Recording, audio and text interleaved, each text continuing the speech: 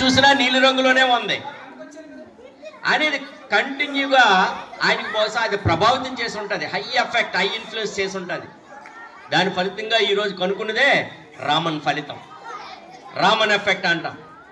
మరి ఆ రామన్ ఎఫెక్ట్ వలన ఈరోజు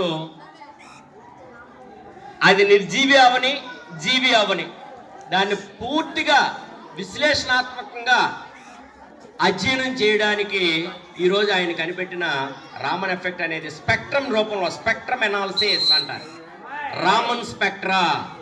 ఆయన కొనుక్కున్న రామన్ స్పెక్ట్రా ఆధారంగా అది నిర్జీవి అవని జీవి అవని అంటే మనిషి తాలూకా విశ్లేషణ కానీ, ఒక రాయి తాలూకా విశ్లేషణ కానీ, ఒక వస్తువుని కానీ, చెట్టుని కానీ, మొక్కను కానీ, డెప్త్లో ఉండే అట్టడుగుకి వెళ్ళిపోయిన మట్టిని కానీ, నీటిని కానీ, గాలిని కానీ అన్నింటినీ కూడా పూర్తిగా విశ్లేషించి